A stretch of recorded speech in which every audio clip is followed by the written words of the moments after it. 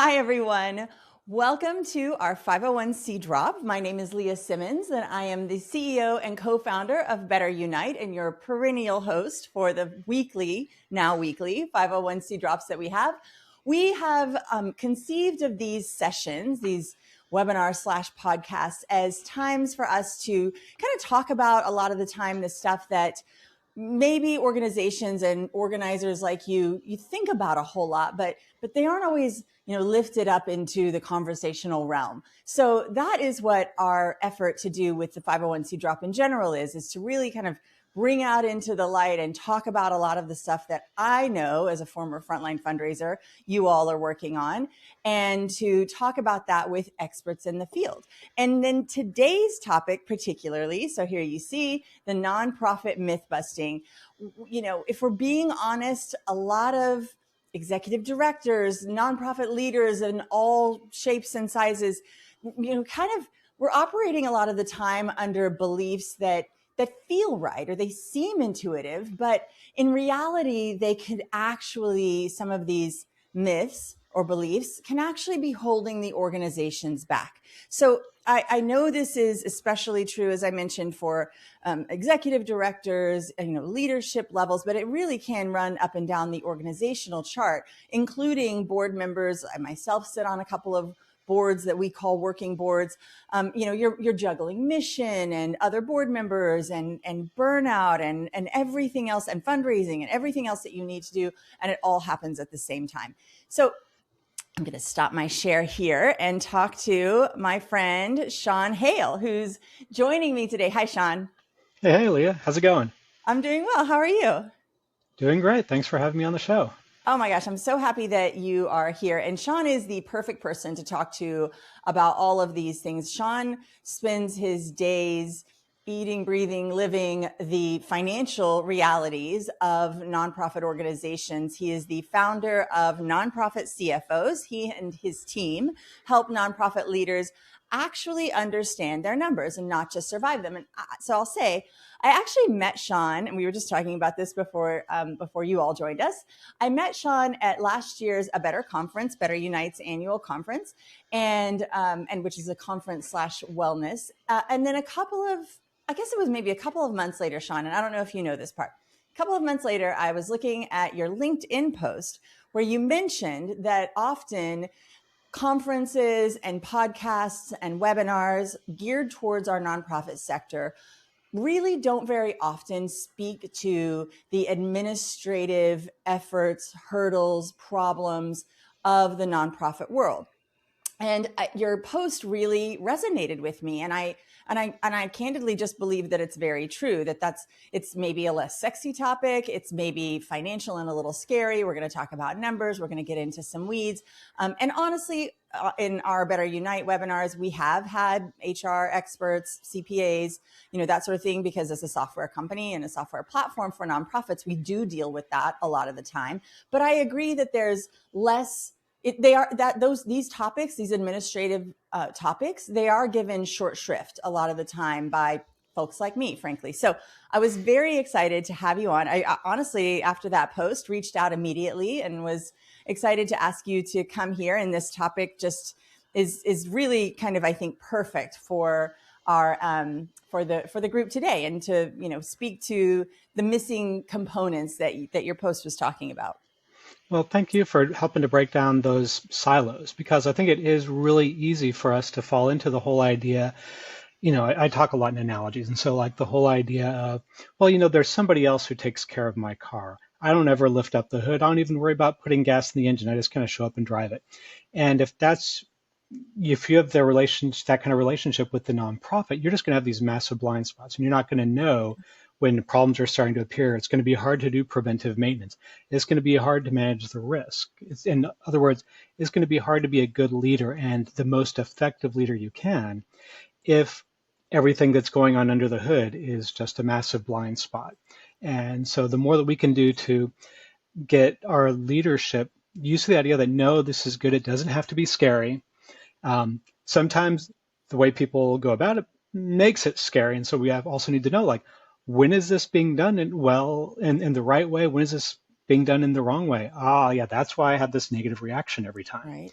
And so, yeah, thank you for hopefully we'll be able to help a few people bust some myths I feel and confident. ultimately have bigger impact for the organizations and the missions that they're serving.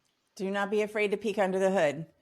All right. Well, let me give you a little. Let me finish my introduction that I have written for you, Sean, and then we're going to dive right in. I prepared for this conversation by honestly listing out a whole lot of the myths that I could think of, and I just want to get your reaction to a lot of them. So let me finish telling you that Sean and nonprofit CFOs work with organizations that are growing, organizations that feel like they're stuck, and organizations that maybe kind of look fine on the outside, but as we mentioned, maybe looking under the hood, have some quiet or not so quiet stressors behind the scenes.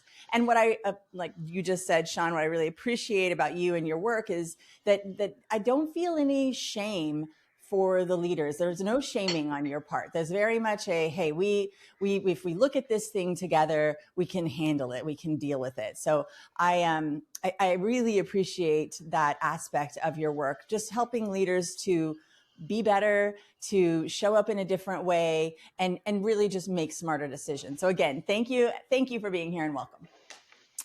All Thank you. right, ready? Here we go. Let's Myth do it. number one. We're just gonna dive right in. Is that okay? Yeah, let's All do right, it. I love it. Nonprofits shouldn't make money. So that's like, for me, that's just the big one. I hear it all the time. That, along with, nonprofits should run like a business. Those two are the ones that I hear the most. But let's tackle nonprofits should not make money. Hmm. Why is it that the nonprofit sector still believes that like making money is somehow a bad thing? I'm sure there are, as many reasons as there are people out there that are believing this one, but certainly the name doesn't help, right? It's the Yeah. nonprofit sector. And so a lot of people go, well, it's in the name, right? And that's technically not what the name means, but we also have factors like most nonprofiteers are actually their number one driving force is making the world a better place, not making money. Right. And so you have a mix of things like that that contribute to this myth. And so the truth is that nonprofits absolutely they can make crazy amounts of money. They can have crazy huge profits. A lot of times they might prefer to call them a surplus, but Earned income what revenue streams. I've heard that one.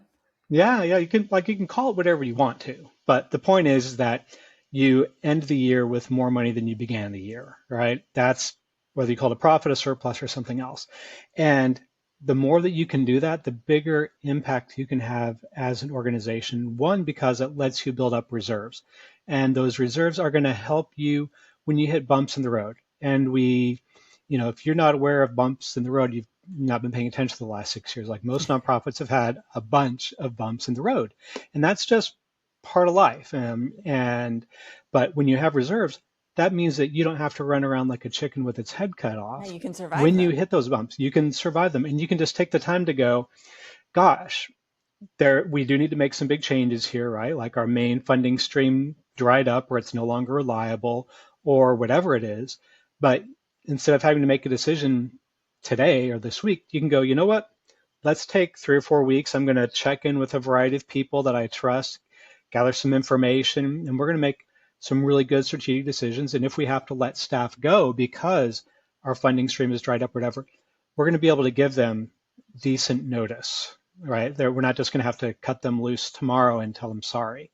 And those are really good things that reserves allow you to do to make better decisions, handle a crisis better, treat your staff better. But the other thing that they can let you do is make big investments that you couldn't otherwise, such as hiring your first big fundraising staffer, right? Not like the clerk who's doing data entry into your donor management system, but a fundraising leader. And the rule of thumb that I have is that it can easily, that I've been told over and over again, right? Not my area of expertise, but I keep on being told, if you hire like a fundraising director, don't expect them to be able to make enough money to even pay themselves for like the first 12 months. Yeah, it's not a And financial spigot. It yeah, doesn't yeah, just it's, turn it's on. they don't come with a big Rolodex of people they can just call their first week and say, "Hey, buddy, I need $25,000 to pay For my this salary brand new this month." initiative, for this brand new organization that I've never told you about before. Yeah. Yeah, yeah. And so, well, gosh, how does an organization, how can they even jump in the pool unless they have a nice reserve that they're sitting on? They say, you know what, we're going to make this strategic investment. We're going to make this hire this year, and we can do it with confidence because we have enough money in the bank to pay for this person for 18 months or 24 months or whatever it is, and not have them feel like they're going to have to raise $100,000 on their first day. I mean, it almost feels like we've got a semantics problem, right? It's not less like instead of thinking of it as profit, maybe it's strategic reserves. Like that's what we're thinking of, like building a strategic reserve that can be used in times of trouble or in times of expansion or whatever it is. Yeah. Whatever label helps you kind of do the thing. This is what helps you have the healthier nonprofit and have the one that's going to, not close its doors because it hits a bump in the road. And a So lot of them then, do. yeah, no, you're totally, and especially, I mean, 2025 was a case in point year, right? We had a lot of folks hit by federal funding cuts that didn't have a place to go when that happened. So Yeah. so then what does that look like on a day-to-day basis for organizations if they're, in a mindset shift from, okay, we cannot actually ever make a profit to we want to build up this strategic reserve. What does that look like in a day-to-day? Mm-hmm. You know, the way that I would recommend going about, the one that you can kind of take to the bank and kind of works like clockwork, is just we're going to budget to have a profit, to have a surplus. And then that surplus at the end of the year is just becomes part of the strategic reserve. And so if your organization, and that can feel daunting because people say, well, how much of a reserve should we have? And somebody will surely tell them, oh, 6 months or 12 months, or the foundation that funds us has a 3-year surplus. And then they'll look at that mountain and they'll say, well, I'll never climb that. Right. And that's not, when you look at it that way, of course, it's going to feel daunting. And so instead, I would encourage you to see it as kind of like going about the same way you would eat an elephant, right? One bite at a time, just like in the old joke. And so if you can put aside 2 weeks worth of expenses every year, before too long, you're going to have a healthy reserve, right? And so if you're Yeah. and that's, hopefully that doesn't feel like something that's going to break the bank for the Break everything. organization. Exactly. It is some money, and it's money that is not going to go into the programs this year, but it's the money that's going to help us not be totally distracted and have the program suffer in 3 years when we hit that bump in the road. Right. That long-term viability. I mean, we talk about that ad nauseum. We talk about it when we talk about recurring payments, and we talk about it in all these other contexts, but just saving it sometimes is the way to talk about it. I love this. Okay, let's move on to my myth number 2. Yeah. Overhead. If you have overhead, that equals you're a bad nonprofit. So, is low overhead really a sign of a better nonprofit? That's, I guess that's my question.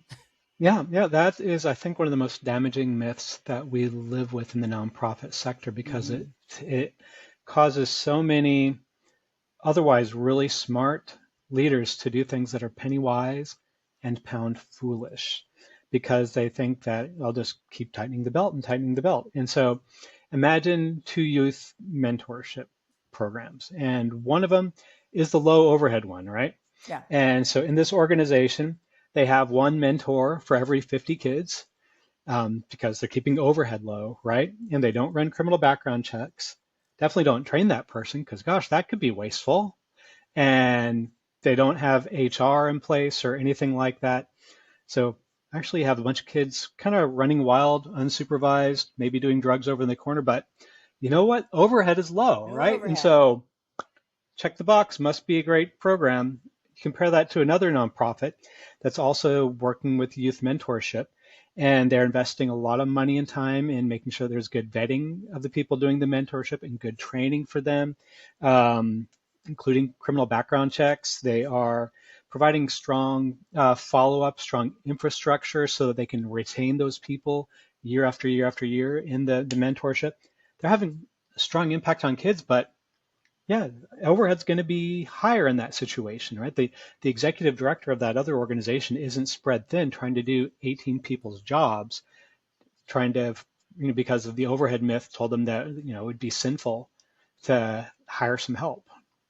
It's one of those words that I wish, again, a semantics problem that I wish we could remove, because I do see organizations that will tout that, we are completely volunteer driven, or that we are, and sometimes that works. I don't mean to Yeah. say that that piece doesn't work, but that, not a single cent of your donation is going into overhead, and, things like that, that just perpetuates the myth of the no overhead piece. And you said this word in there, and rather than thinking of it as overhead, thinking of it as infrastructure. I think that's Yeah. such an important shift. Yeah. What I would really hope that we would see more funders do, and also the nonprofits and the Right. boards and everybody, is really look at your impact rather than overhead. Because overhead was just something that they could point to on the 990, which is the annual form, kind of like the tax return for the nonprofits. Well, there's a number right there, and so that's kind of how we're going to measure it. It's harder to measure impact, right? Because Sure. it's not the Feels 990, weird. but yeah, like here's the big impact we're having on kids, right? That when these kids come into the program, they're all from these high risk families, and blah blah blah blah blah, like tons of risk factors. And without this program, probably a lot of them would be in jail. But the kids that go through our program, like 90% of them finish high school, 80% of them go to college and finish at least a 2-year degree. None of them end up in the prison system. That that sounds a whole lot Yeah, more interesting, I think, absolutely. than, well, we had some basketball available for them. There was no supervision. They did Basically drugs in the babysitting, but not corner. really. Yeah. Yeah.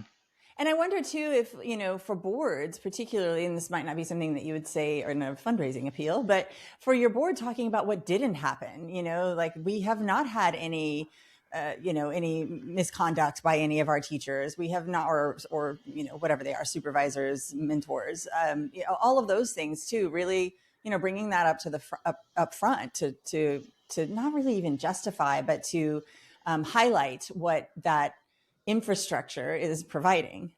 Yeah. Well, this gets more into your area of expertise. So you tell me, but this feels a whole lot more like the kind of message that works when you're doing relational fundraising. Yeah. Not just sound bites and, well, we sent them 3 emails this year, but you know what? Sitting down with these donors once or twice or 3 times a year, having coffee or whatever, and really talking to them about the quality sides of it, not just, well, our overhead's at 3%. Here's our bullet points. It's so Yeah. much. You're exactly right, and it's very much about nuance, right? Like when you have the opportunity to sit and chat with somebody versus sending them an email or sending them a deck or whatever it is, then you get to kind of dive into gray areas and explain, and not explain in a defensive way, but like really describe paint the full picture, right? The nuance of why you're doing what you're doing. So yeah, you're speaking my language. Great. All right. Well, you said another word that's leading me to my next, and literally it is myth number 3 on my list. Spending every dollar equals impact. So, what do you say to a leader who would, feel guilty about building up those cash reserves rather than putting every single dollar into programs? Yeah, that's a very real feeling, Sure. and I get it. It kind of boils down to like, would you plant a tree today, even though you're not going to enjoy the shade or the fruit from that tree for a decade? Mm. Because if you Now if you you're could speaking come my around husband's to, language. oh, he He's likes always trying trees to or he plant likes trees for apples. 10 years from now. Okay, well, good for him. It's good. No, we've got Yeah, some trees yeah. now. It's And wonderful. so it takes a little bit of a mind uh, change, but it is, and it's thinking about the long-term Yeah. impact. And because the organizations that don't have those reserves, they could be going out of business the next time they hit a bump in the road. Mm. And that's why it's so important to have those reserves there so they don't go out of business, or so they don't, I've seen this happen too, where, yeah, we don't have any money. Well, let's just call up our board because they'll bail us out again. And, over time, you do that enough times and you're going to run away your best board members. They're going to get tired of it. They're going to disengage. They will write smaller and smaller checks. And wouldn't you much rather have a board that is proud of the work that you're doing and the good stewardship that you're providing, that you're not coming to them with crises. Instead, you're coming to them with, let's talk some more about the life-changing experience we're having on all these kids or whatever your mission is. And so they can feel proud going to their friends to say, hey, I'd like you to write a big check. Hey, Yeah. I'd like This you to come works. to And the yeah. gala. I would like you to join the board when I roll off because we need another top flight leader from the community just like you. And I know you don't like being on the board of an organization that's a goat rodeo. And this organization is the complete opposite. So Right. there are consequences to not having that investment in that strategic reserve. Yeah, it's that long-term strategy, the looking ahead to what's coming. That's great. You've clearly written a few appeals to potential board members. I can hear from what you're Um, saying. I All right, definitely think about that, and also the burnout to the staff, because if you don't have those that's true reserves, too. Now that's one that's you very real. people in those leadership positions, you're plugging holes in the dike rather than going out and doing the programs. And so ultimately, you have less mission impact, less program stuff going on if you spend all your time plugging holes. I got to say, I love your speaking analogy. It makes it's very clear to me. It's really working for me. I also forgot to mention that for all of our listeners that are live today, we have a Q&A section. If you want to drop any questions for Sean into that section, hopefully we'll have a couple of minutes at the end to answer those, but we'll also follow up with you if we don't. And for anybody watching the recording, you can email those questions to support@betterunite.com and we'll make sure that you get answers too. Sorry, I'm supposed to say that at the beginning, but I just remembered. So It's all you're good. got a lot of real gems in here. So I want to make sure that we can answer questions when we can. Okay, Yeah. here we go. Next myth. And this one's maybe a tough one for me as a fundraiser to hear, but the myth is fundraising will fix everything. It's actually really not tough. It's a big relief to hear, this framed as a myth. But I mean, I do know that a lot of, like you mentioned, board members will believe that if we've got a strong fundraiser in there, somehow the financials will just, work themselves out. What would be your response to that?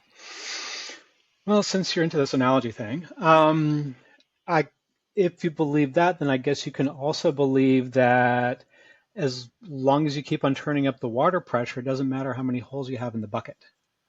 Oh, that's a good And one. I'm kind of an advocate of no, let's plug the holes in the Yeah. bucket because that's going to be a much better use of the water. Because you can, if an organization's back office, if its infrastructure is weak enough, then it doesn't matter how much money you throw at. The organization will always struggle. But once you plug those holes, it can make just a big difference. And so I absolutely worry about those organizations where the leader just has blind spots around the finances. And sometimes by choice, sometimes they are quasi choice where they think, oh gosh, I was just never good with numbers as a kid and that's not my thing. And I get you, I hear that, and that's absolutely a real thing. And if you're that kind of leader, I want you to know that one of the very best leaders I ever worked for, she would get nervous just at the thought of like having to balance her checkbook. Definitely not a numbers person, but Right. a highly effective leader. And one of the things that made her effective as a leader was she was leveraging her strengths and also delegating and leveraging other people to make the whole pie work out. You don't have to be a CPA to be a great leader. And sometimes I think some people think that and then they just kind of bury that little voice down inside, like, because I'm not going to be a CPA, right? And that's okay. You can be a great leader without ever being a CPA, without being a bookkeeper, without becoming an Excel wizard. But there are certain things that if you're able to learn them, kind of some basic finances stuff at the leadership level. You don't have to learn debits and credits, don't Oh, have to interesting. understand what a net assets roll forward means. Yeah. And that's one of the things, like when I find trainings that other people are doing sometimes for financial literacy, it's like hearing one CPA talking to another CPA.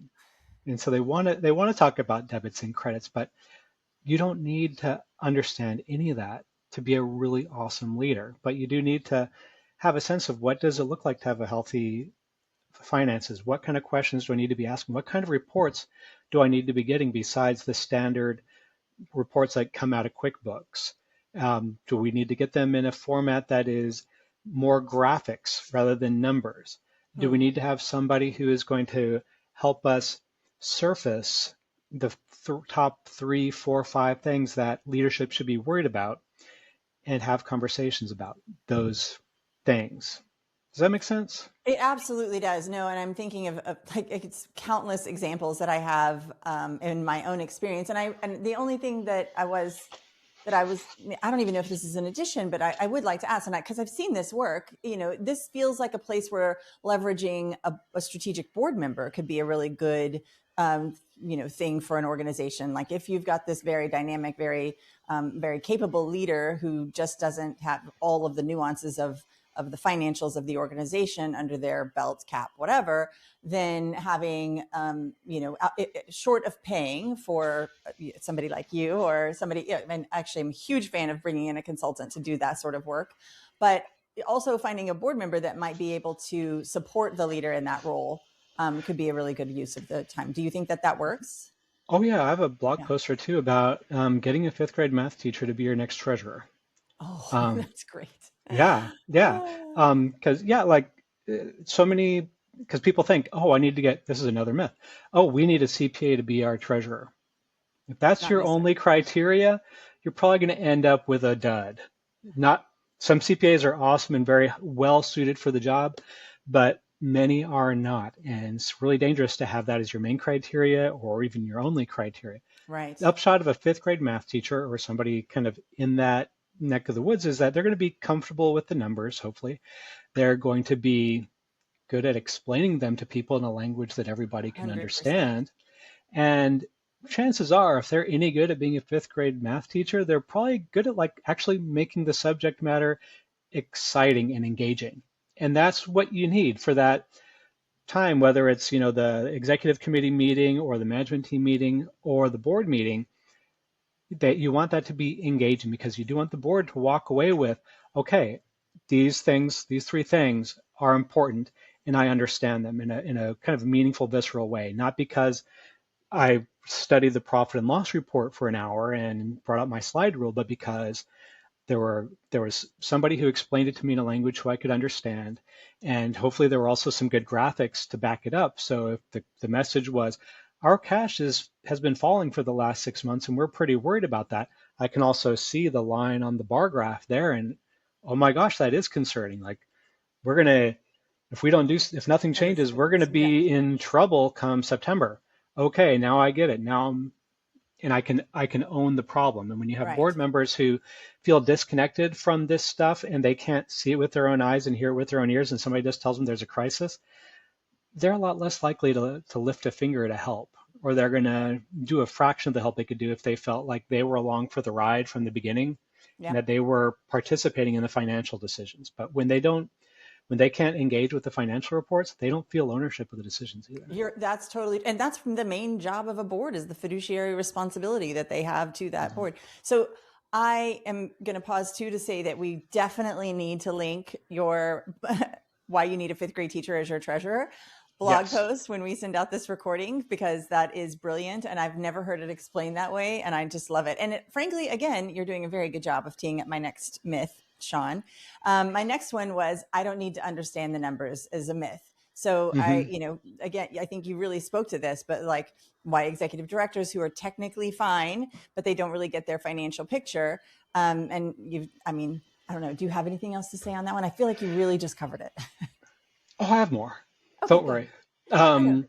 So, yeah, this is one where, you know what, if you're okay with your nonprofit being kind of stuck at the mom and pop level, by all means, I'm not here to say that that's awful. And for some organizations, that's absolutely the right level of operations from now until you close up shop at some I mean, point. the same can be true for a for-profit company as well, right? Like Oh if yeah, you're not interested in growth, like this is status quo. Okay, good. yeah, yeah.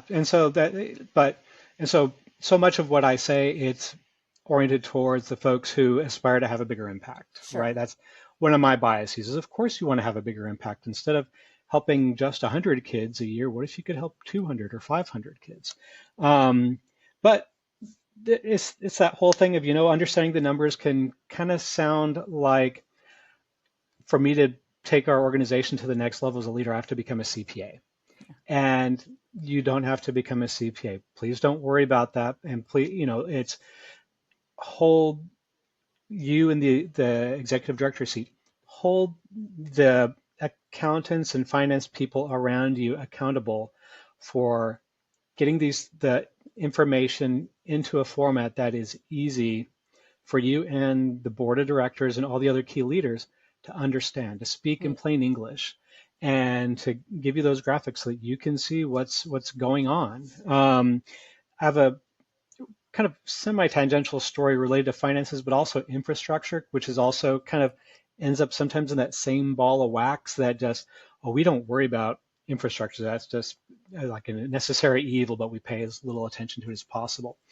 So once upon a time, my first job as an adult, as a grown-up, was working with this nonprofit. The year before I started there was a big emergency, and they were able to raise $200,000 to respond to this natural disaster. Wow.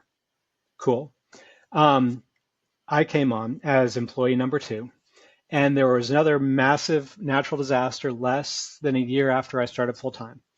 And over the following 12 months, we were able to raise $1 million. And it's not because I'm a fundraiser. I'm not. I've worn that hat.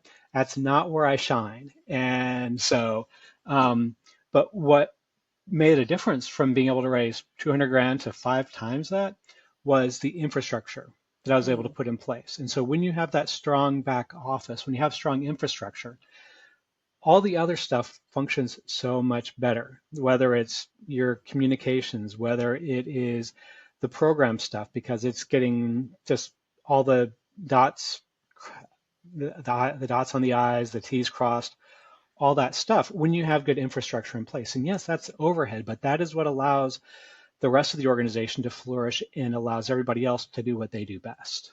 And so those are things that pay for themselves, and it feels like an evil, no, that's not my thing. Cool. As an executive director, I don't want you spending any more time on administration than you have to. I want you going out there and doing the things that only you can do, but you do have to invest in and know enough about whether it's the finances or the rest of the infrastructure to be able to tell this is going well from this is not going well, right? To be able to hire, supervise, fire when other resources are needed, go out and find that other resource. Like maybe, we're hiring a high potential person to be our administrator, but they're going to need a little mentorship. And so we're going to bring in somebody who can help train them on maybe some office skills, maybe some leadership skills, maybe be their go-to person to help them handle the accounting well, that kind of thing. So what would be the kind of key components of, like, for in your example, what were those kind of key components of the infrastructure that you built out in that 1 year? Very high level. I'm not asking. I'm sure there's a lot of nitty gritty in there, but it was 1,000 things. It was having the bookkeeping in house. It was making sure there was timely follow-up to inquiries, whether it was from a board member or a potential donor or whatever. It was when we had folks approach us saying, hey, we heard what happened. We would like to do a musical event to raise money. Having the follow through on that. It was, if we didn't have a CRM, then we got one really soon afterwards. Or put the one you had sitting over there gathering dust to use. I see that a lot too. Oh, no. There definitely was not one. There was not one. Okay, there you go. Yeah, no. It was, yeah. And granted, this was a long time ago. CRMs were not nearly as common as they are now. And so, for sure. yeah, it just felt like pie in the sky for big nonprofits when really I think you and I know that, gosh, as soon as you're ready to get, maybe even before you get out of that all volunteer stage, and definitely if you're committed to moving beyond mom and pop, you need some kind of donor management system. Sure. And, and if events are a big part of what you do, then get one that's really good at managing events too, right? Because that software saves you time, it gets you. But that's what allows you to do these things better and not burn out. Yeah. So this is wonderful. So I want to take us back to our myths because I think I could stay on this point forever. But we did also mention the board and the board's, kind of interplay with the executive staff particularly. But so my myth number 6 is finance is the board's job. What would you say is the biggest misunderstanding that some of our nonprofit leaders have about where their job as the leader of the organization ends and the board's job begins? Yeah, we could spend all day on I know, this, right? for Relative sure. to finance, let's stay there. even on just the financial part, I think we could. And so when I think about that, I definitely think about, as a leader, speaking to like executive directors who might be thinking that, do you want to be at the big kids table? Because if Yes. you are not in a position to have financial conversations, if the board sees you as somebody who's not engaged in the finances, Mm, then they're not going to invite you to the big kids table. And that's that going is to a create great point. some tension because sooner or later you're going to want to be involved at the table. Well, and it's going to undercut your authority, your ability to change anything. I mean, there's so many pieces to that. Yeah. And if you don't want the board in your business and doing your job for you, if you don't want them micromanaging, you have to be on top of that stuff. And again, you don't have to be a CPA, don't have to be an Excel wizard, don't have to ever touch QuickBooks. But there's, in fact, let me go ahead and do a plug. I do training regularly on financial literacy for nonprofit leaders. And for folks who are in the Austin, Texas area, we're going to be doing this through Nonprofit Austin at Austin Community College. Just saw this. Yeah. That's very I'll exciting. share a link with you. Actually, I can share the link now in the chat, right? Go ahead So and share it in the chat, but then we will make sure that it's included in the recording for those of you watching. yeah. So there's a chat button, right? Up There's at a the top. chat. Yeah. Public Where are chat. you? Oh, there it is, bottom There right. you go. All right. So So studio chat, public trainings, chat. there Oh, we there are all go. kinds of questions in there that I Yeah, wasn't even no, we're aware going that to are get there. around to hopefully as many All of these right. as we can. There you go, Sean. I And so see it there's in the there. link. Perfect. And this training, there aren't very many seats left because they're making it available for free. And so there are only 50 seats. It's Love at the end of nonprofit leaders. March.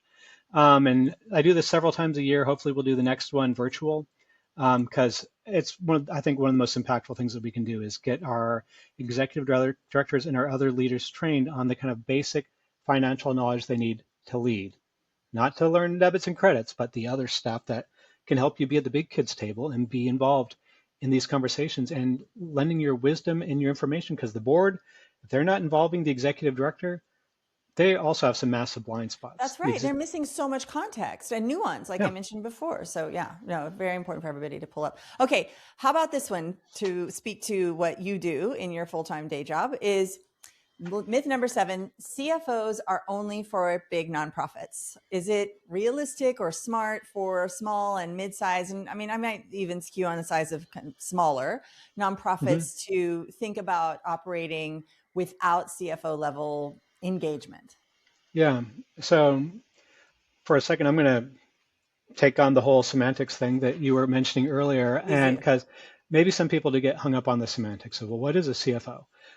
So let's not, rather than that, I would say if you want to get beyond the mom and pop kind of stage of an organization, if you want an organization that's going to outlive your leadership, if you want an organization that is going to increase its impact, then regardless of whether you call it a CFO or something else, having some kind of leadership in Mm-hmm. that seat is really important. And for a small nonprofit, that does not have to be a full-time CFO with a CFO salary.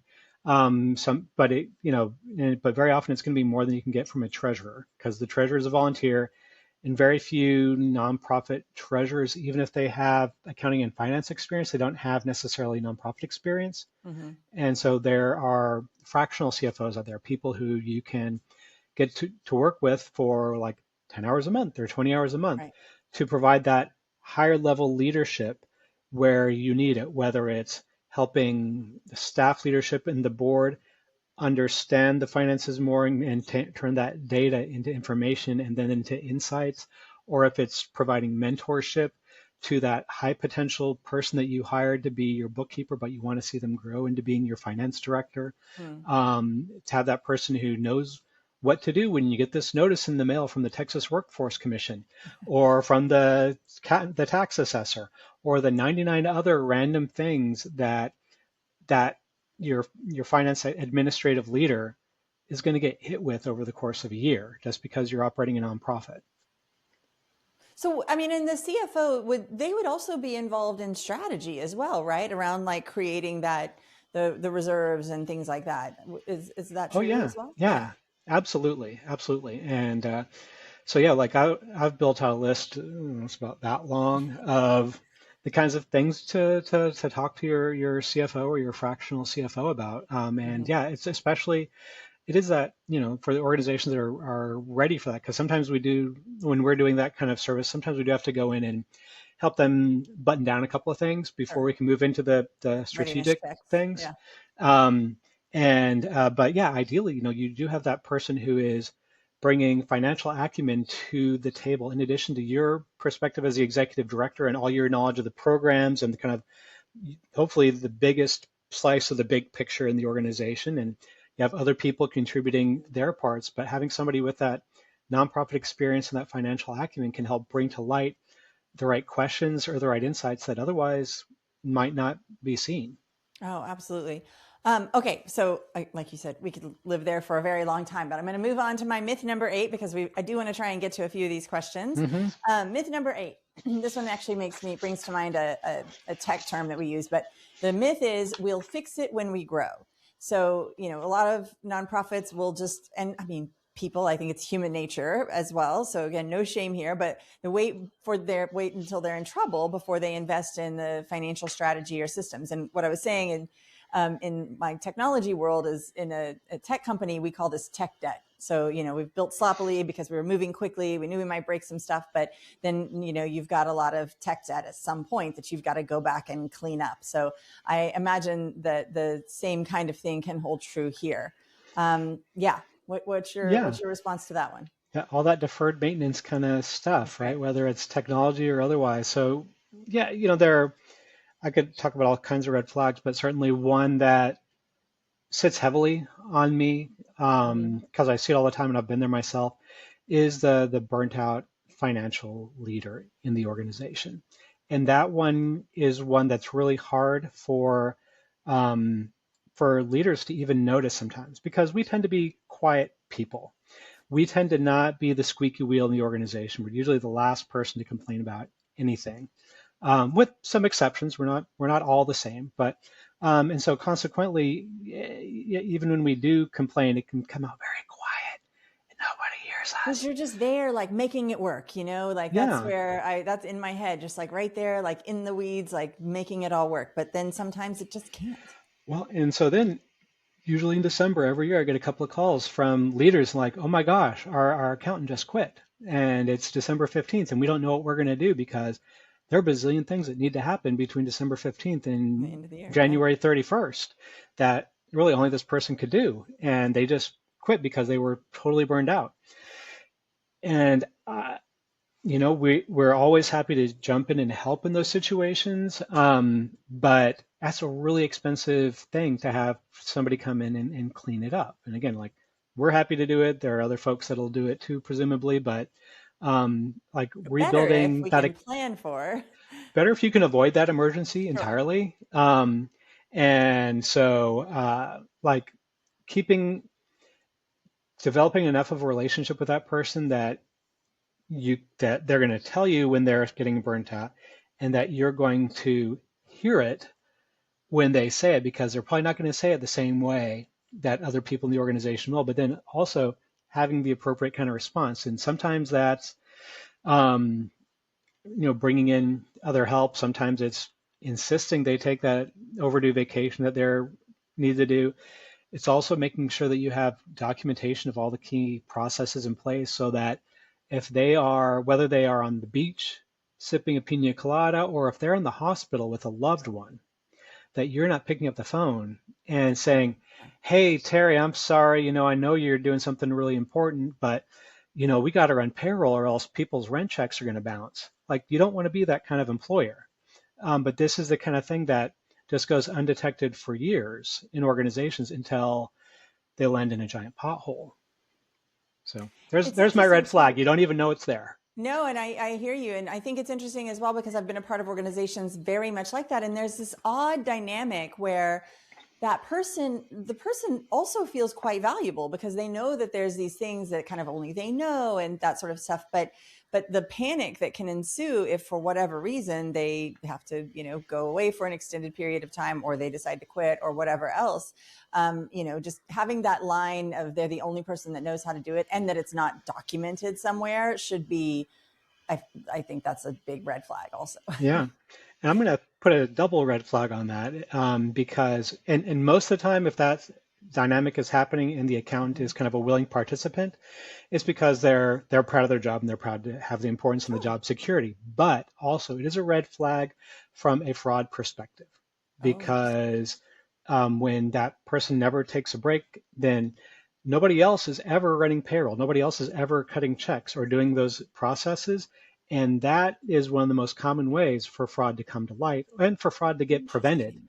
If you know that somebody else is going to be running payroll twice a year, you're going to think twice before committing payroll fraud. Just oversight. Yeah, Yeah, absolutely. because that person might stumble upon those extra checks to those ghost workers that I've been writing. I had not thought of that piece, but that's absolutely a truth. Okay, so we've got 15 minutes left, and we've got quite a few questions here in the chat. So I definitely want to get to Okay, some of the comments. So I'm going to ask you about two more of my myths, and I'm going to have to let the other ones go. But okay. one is something that I've also experienced. So that's where we're going to land is the budget is the strategy. Is the annual budget a strategy, or is it a compliance document for the board, or where does that live according to you? Gosh, yeah. Well, that's your choice, and it's kind of the choice of do we want to do it like last year, Dilly. I read about this recently on LinkedIn. In which case, you can pretty much expect the results that you got last year, Sure. and just hopefully, right, if there aren't any big surprises. Or do you want to have an organization where your impact is growing, and instead of feeding 1,000 families, you're feeding 10,000 families eventually. And so yeah, that for me, that's what it boils It's down a to. And so the choice. budget can be, yeah, just a box you check with the board, in which case, okay, but it can absolutely be, and especially thinking about succession. Mm, If you want to eventually hang up your spurs and have somebody else leading the organization, then think about how the board is going to hold them accountable. And interesting. the budget is a piece of that accountability piece. And because when the budget is done well, that's the board basically authorizing the executive director, go forth and do these things. That we're authorizing you to spend this money in these categories, and we are expecting, because we're pairing it with our strategic plan, we're expecting these specific results this year. And Right. so now, and the upshot of doing that is that when when that happens well, the board isn't in the day-to-day business, right? They shouldn't be No. because the budget has already authorized the spending, and the strategic plan says what is supposed to happen with the money. And so then the executive director should absolutely be coming back at the end of the year, maybe even quarterly, and saying, "Hey, here's what we've achieved And over the reporting last against the three." goals. Exactly. Yeah, and not only like we did the 10 things we said we were going to do, but here's also we said we were going to raise $2 million. We raised 2.1. We said we were going to spend 2.1. We actually spent 2.2, but here's the reason why. And fortunately, we had reserves to cover that unforeseen expense. And hopefully, can I get a gold star? Kind of thing is a As I say, you're conversation. tying a very lovely bow around this whole conversation. That's awesome. Okay, so my last question is always the same. If you could, everybody on this call, everybody watching it over the next year, if you could have them leave with one thing, maybe it's one thing they're going to change today, one item that you've mentioned, one thing that you just thought of that you forgot to say, what would that thing be?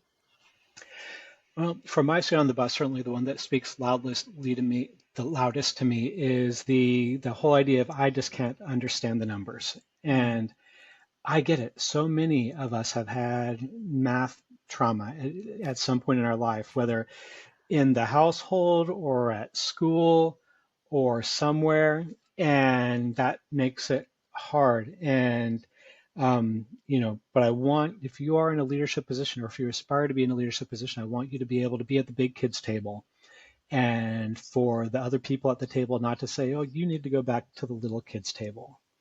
And so getting yourself some of that financial literacy. And again, not learning debits and credits, not becoming a bookkeeper. Those are the wrong classes. Um, but some of those other leadership skills, like how budgets work, why do we need what are internal controls and why do we have them, how to lead a budget process, which is not about being an Excel jockey, but rather what are the processes that we have in place so the budgeting process goes smoothly. How to read a financial report, how to get the financial report from being just numbers to these graphics that are engaging and a narrative that's engaging What does a healthy relationship look like between staff and the board when it comes to the finances? What's appropriate and what isn't? When you know those things, you can have a seat at the big kids table. And when you have a seat at the big kids table, you're going to have a much bigger impact. Take your seat. I love it, Sean. Thank you so much. This was just a wonderful treasure trove of, and what I'm hearing in all of this too is how specific and unique the financials of nonprofits are, the organizations that we work with. They don't follow the same exact pattern as other things that we might be doing when we're balancing our own personal budget or working for-profit companies. So having that insight and understanding unique to nonprofit finances is just key. Oh yeah, it's we've so many times gone in and had to clean up the bookkeeping because it was set up by somebody who might have been really brilliant at like oil and gas accounting. Sure. But you know what, the way you run an oil and gas company is a lot different from you run even a small nonprofit. That's right. And you might not even detect those differences while the organization is in its infancy. But when it gets to be bigger, then all of a sudden you can't answer basic questions like, well, what does the toddler program cost us in a year? How profitable is the teenager program? Or whatever. The questions Mm-hmm. that you need to be able to answer to make good leadership decisions and to make good strategic decisions. So helpful. And I hope everybody that's on our call right now has clicked the link for Sean's, if you're in Austin, Sean's Nonprofit ACC. And Sean, you'll have to let us know when you do. I'll share it on my personal LinkedIn. And follow Sean Hale of Nonprofit CFOs on LinkedIn. I'm going to share your contact information here in just a minute, but I do have Cool. 2 questions here that I want to make sure that I get to. So Okay. one is, do you have any resources for talking to donors or writing in grant applications about the point that having a higher overhead cost allows us to have higher quality programming? That's a great question, Abby. Yeah, my gut, and I'd love to hear your ideas too, Leah. My Mm-hmm. thought is I would not write about that so much, and that would be more developing that relationship and having that conversation. And I know so many of us are wordsmiths, and we love writing that really well written thing.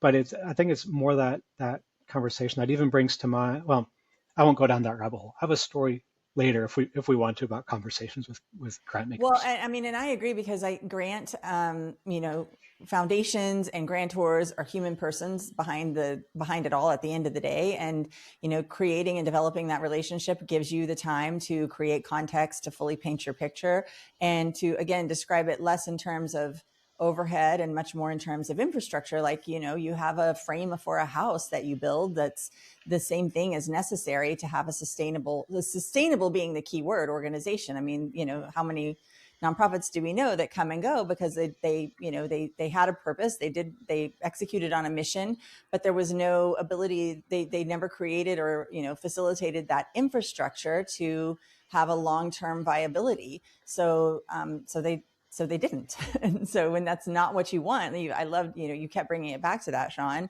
If you really want to grow and move out of mom and pop realm, then these are the steps to take. Yeah. Yeah, that's great. Okay, so here's another one from Ellen. Myth: funders want to see an organization spending less than, I've heard this too. The funders want to see an organization spending less than 10% on fundraising and administration. Can you explain how companies like candid or donor advised funds, quote unquote, grade most nonprofits? Oh gosh, I would leave it to those organizations to explain I their know I don't grading know the exact systems. answer there either. Um, I'm sure they've written about that, and I know that they have uh, done at least some things to mitigate the overhead myth. I don't know that they've done enough, and so certainly at the end of the day, this is one of those. Yeah, some funders are very insistent on all kinds of silly things, and I think as a nonprofit sector, actually, we need to do a better job of one going and having the conversation because that's the most likely way to persuade them is have a conversation.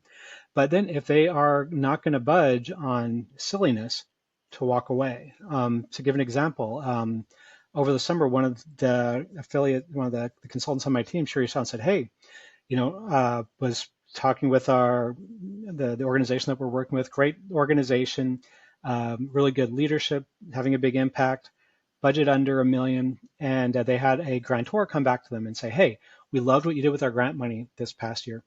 The grant money was for programs only, couldn't be spent on overhead or anything else. Programs only, less than $50,000 grant. And the grantor said, we loved what you were doing, and we would like to renew your grant, but this year we're going to need you to also get an audit. And so, holy cow, this nonprofit with a budget under $1 million, not getting an audit before, but now they have to get an audit to get this tiny little grant, and they still have to raise money to not just cover the audit, but also to cover the indirect costs of this thing. And so we told them pretty much, gosh, unless you have just a big pocket full of cash that you can throw at this thing, this doesn't look like a very good bargain. And that's that opportunity cost in my language, that, is this the right use of our time and money? Yeah. And, could you, because, gosh, and there's another organization I was talking to last month where they had this funder telling them, oh, you need to apply for our grant this year. Same kind of deal in terms of size and all the other stuff they want. 40 hours worth of application. They'd gotten turned down 4 times. And the grantor kept on telling them, like, you need to apply for our grant. Like, hell no, you've invested 40 hours each year.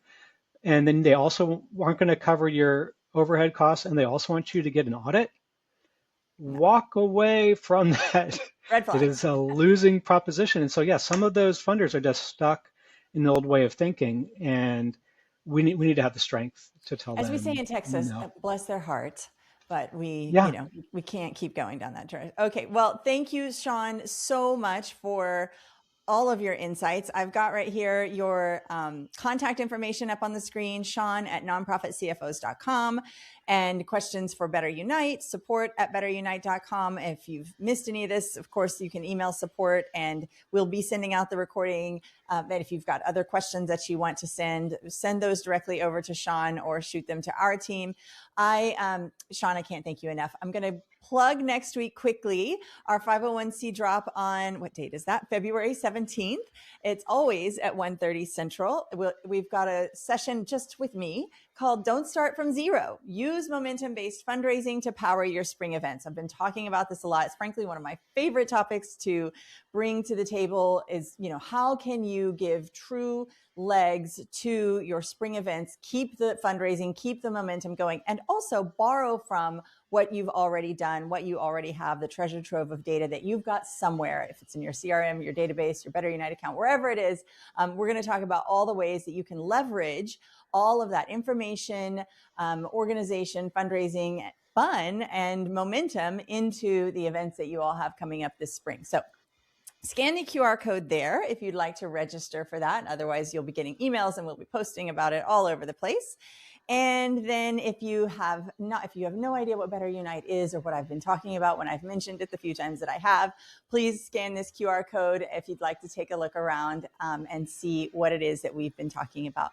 But otherwise, Sean, I have to say thank you so much. This was just a really insightful and wonderful conversation to have. And I hope it's shared widely because this is the true essence of what I was hoping to see with our 501c drops, kind of bringing the underbelly. And it's not a dirty or bad underbelly, but just these things that we don't talk about all the time, bringing them to light, having people talk about them so that we can all feel less shame and feel more empowered to make better decisions, move strategically, and go help the world even more. Well, thank you, Leah. It's been a lot of fun, and I just appreciate what you're doing to help leaders lead better and have a bigger impact in their communities. Thank you so much. Thank you. You're so welcome. I appreciate it. All right, everybody, have an incredible afternoon. Thank you so much for joining us, and let's go do some good. Bye-bye.